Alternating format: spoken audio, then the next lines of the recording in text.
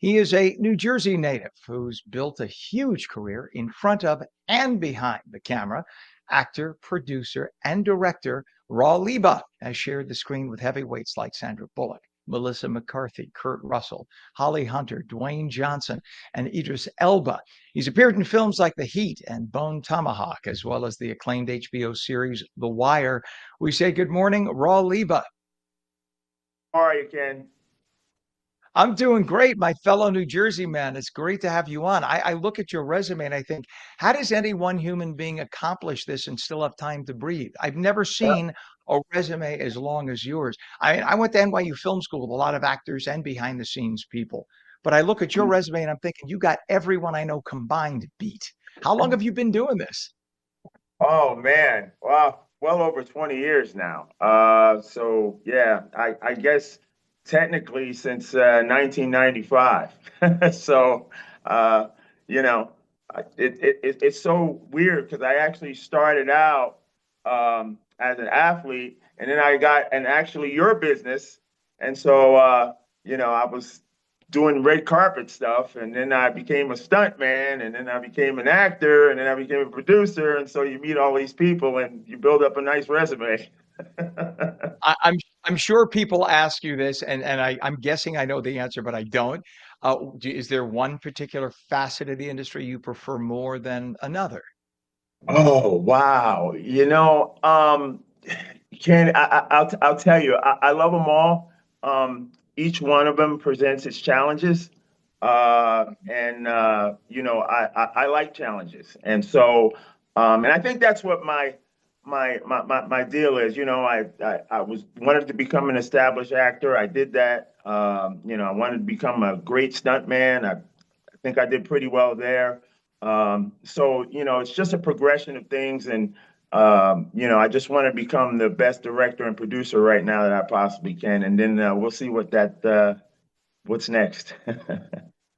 And I know a lot of people don't, we throw around the terms director, producer. In television and film, they mean different things, right? So a Right, director in television is about taking the camera shot. A director right, in film has that and scene setting that's above and beyond. And then, of course, a producer in television kind of manages the structure of the show. In right. film, producers are more about getting the cash, right? And that's a big thing. What's it like these days getting funding for films and selling the film to a big house? Wow. Not to discourage anyone, but it's not impossible, but it's tough. So, yeah, that entails a lot of, a lot of work. You want to integrate yourself with those people. I found the best way for me to do it is to actually and go meet those people. I attend the award shows. I'm shaking hands with producers. Hey, remember me? I'm gonna have a film. I'm gonna put in front of you.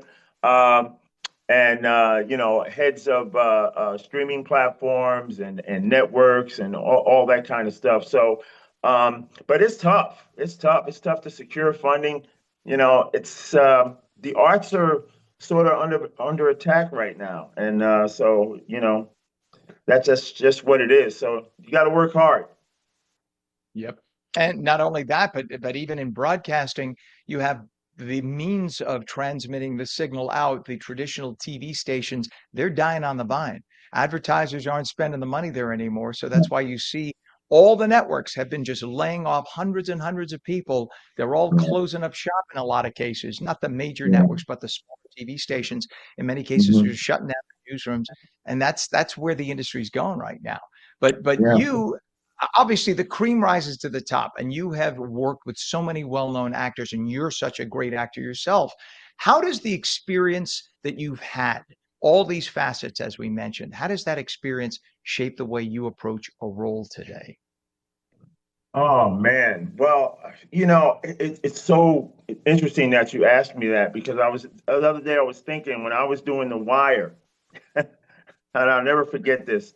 So I'm working with Idris Elba, and we're doing The Wire, and I'm still, Not where I want to be acting. So I'm watching other people how they do it and how they prepare, and I'm watching Idris Elba prepare, and it was like nothing I'd ever seen, man. Like he literally just warming up became this guy, and we had to call him Stringer Bell.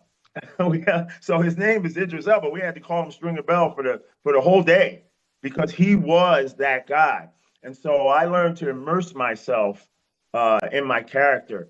And so when I'm doing it, I'm just fully concentrated on it. And yeah, I just, go at it 100%. So yeah. That makes sense because you don't want to be caught on camera, somebody calling the character name and you don't respond instantly. Funny, Right. I'm sure you know the actor, you may know him personally, Bobby Cannavale, Mhm. who we know each other from college, right? So we're friends Right. for 30 years.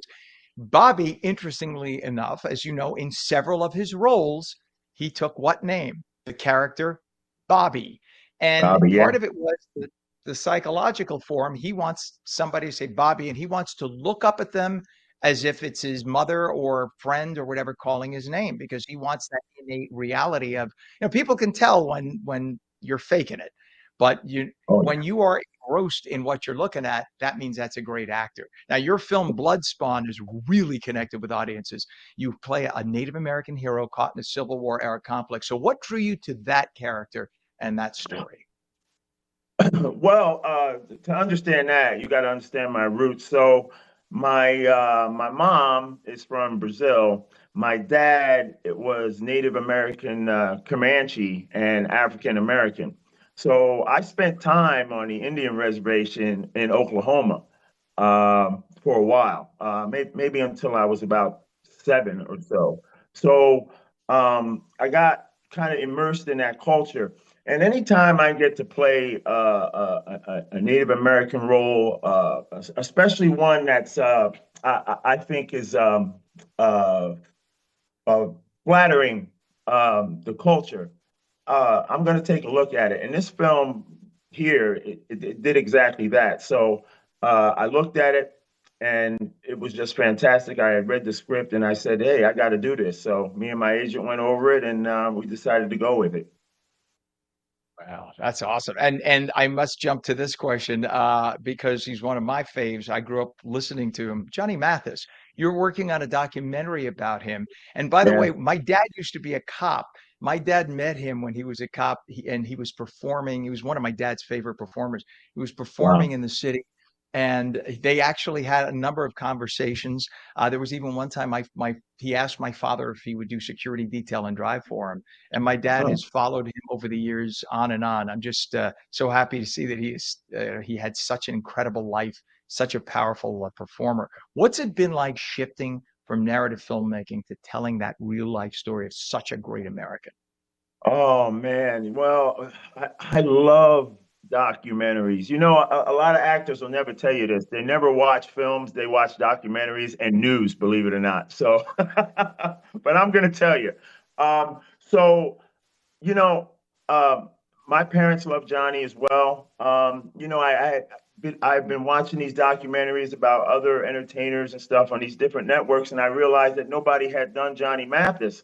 So I said, man, he's really a guy who's very interesting. He started out as an athlete. People don't know that Hmm. Johnny Mathis was an Olympic caliber athlete. People don't even understand that. He went to school with Bill Russell. And interesting enough, I asked Bill Russell, I said, who's the greatest athlete you ever saw? This is while Bill was still alive. And he said, Johnny Mathis. And I was just like, what? Because I didn't know that myself. And then he explained it to me, and I looked him up, and I got to meet Johnny and talked to him. And what a very just incredibly gracious human being. It's actually an honor to do this. So I want to make sure I get that right. Going to San Francisco. We did an interview with Cicely Tyson before she died about Johnny Mathis, and we got a lot of stuff going on with that. I hope it's a success. I hope people watch it. It's going to be great.